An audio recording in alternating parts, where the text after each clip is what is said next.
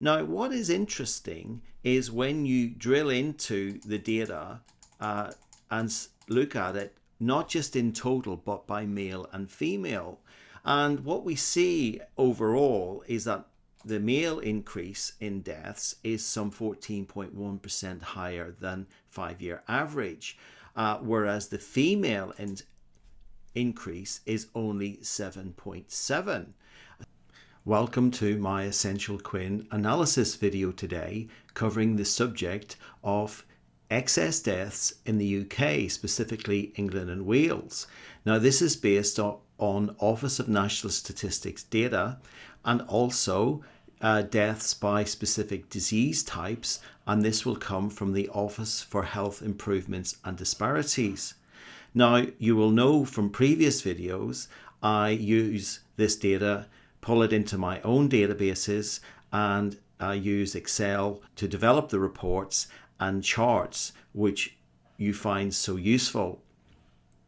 Now, the difference with my data, because I collate it from multiple sources, I'm able to give breakdowns, specifically age groups, regions within England and Wales, and importantly, disease types. So it gives a very detailed and overview picture. So if you're interested in that, please stick with me and I hope to inform you better. Now, I will also ask you, if you like this video, please like and subscribe and help me provide this information to a wider audience.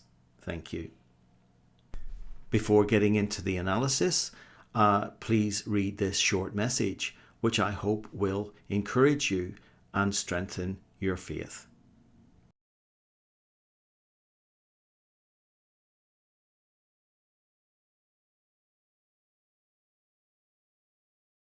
So let's start as before, comparing the actual deaths in the first 26 weeks of 2023 with the 5-year average data. That's the green bars. And you can see here that the blue line, all-cause deaths, are consistently above the 5-year average. Looking at another chart, we can see here that the accumulated excess deaths by week 26 is just over 29,000 persons, with some 19,000 being male and just over 9,000 being female. Let's look at the detail in report form now.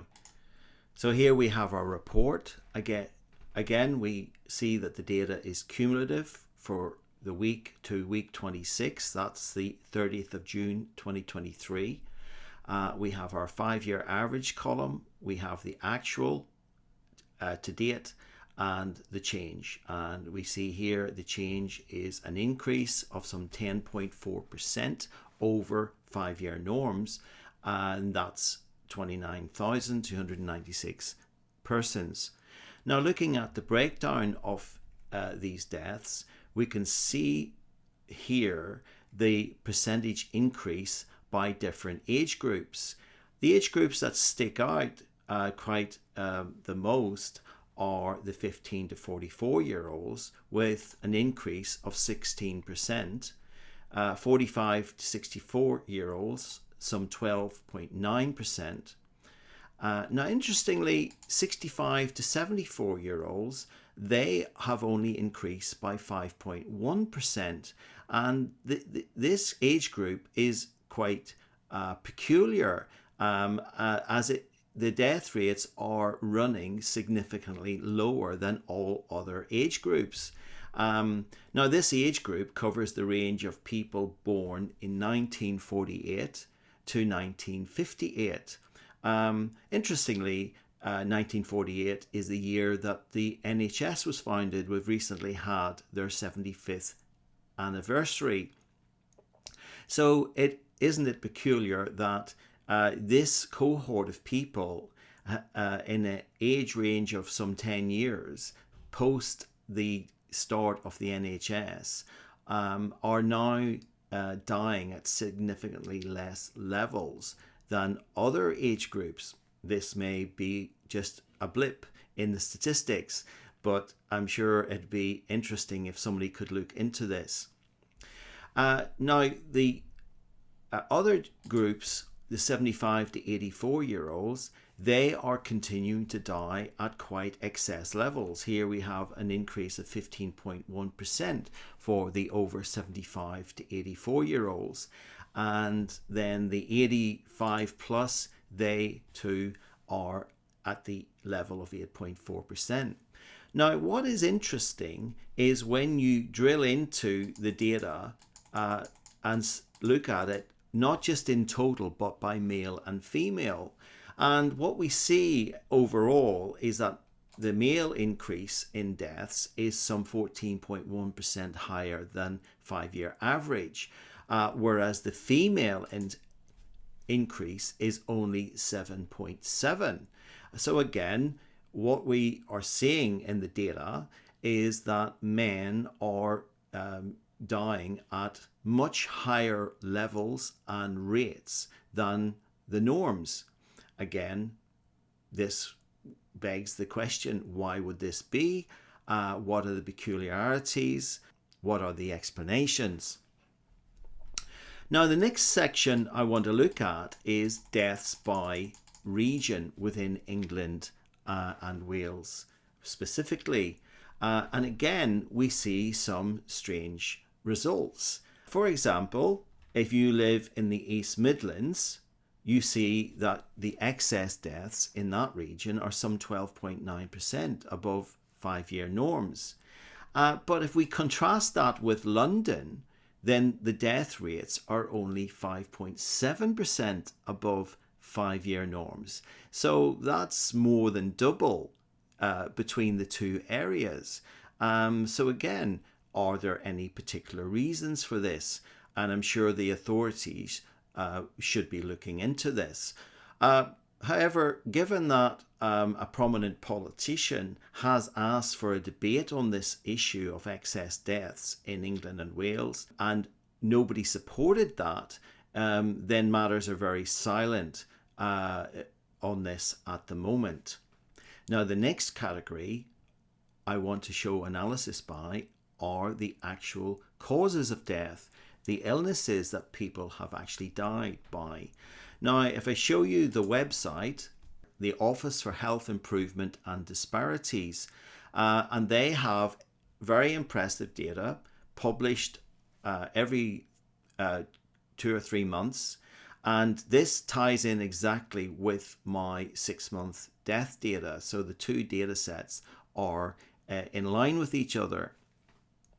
And across the top here, the light grey bars are excess deaths above the norm. The 0 line would be on trend, normal, or anything above or below is above trend or below trend.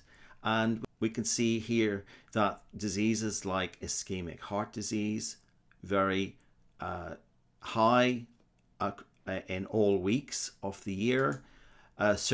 Cerebral vascular diseases, again, consistently high in every week. Other circulatory diseases, again, consistently high. And heart failure, quite dramatically higher in every week of the year.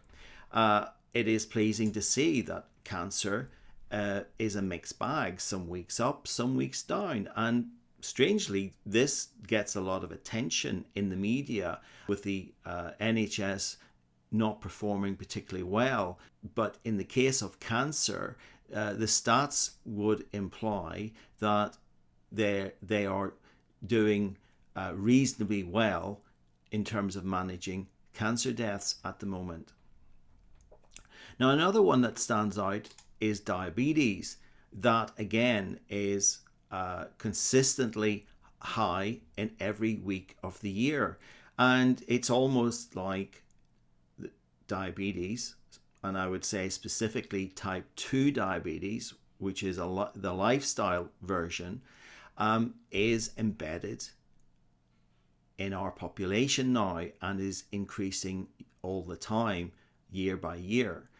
back to our detailed numbers report now, we see here the numbers in the 5-year trend for each type of disease, and the actual and the change and the percentage. It's very clear here that anything to do with heart disease, ischemic heart diseases, cerebrovascular diseases, other circulatory diseases, heart failure, these are accounting for the significant numbers of excess deaths that we're seeing at the moment. In this case, we have some 27,000 in this heart disease grouping. So again, I will invite you to stop the video if you want and look at these diseases by type and the numbers involved and the percentages involved.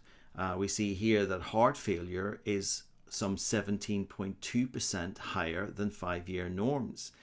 And again, Parliament and the media and the medical profession are fairly silent on this matter, although there has been recent information from the British Heart Foundation trying to highlight this issue. I hope you have found this analysis of excess deaths useful. Please do provide me with your feedback and comments, and I will take it on board for the next video. But the highlights for the first 6 months of 2023 are as follows. Age groups 15 to 44 are dying at significantly higher levels than 5-year norms, at some 16% above. Also 75 to 84-year-olds are some 15.1% above 5-year norms. The other highlight is that men are dying at significantly higher levels than women, some 14.4% higher for men against 7.7% for women. And finally, we provide you with the detailed breakdown of types of illnesses, and you've seen there that most of the excess deaths relate to people with some form of circulatory or heart condition. Now, all of these issues are the responsibility of a government minister, a government department, medical professionals. So let's hope that more analysis of the causes of why we continue to see the excess deaths running at this level will be forthcoming. Thank you for watching. Hope to see you again soon.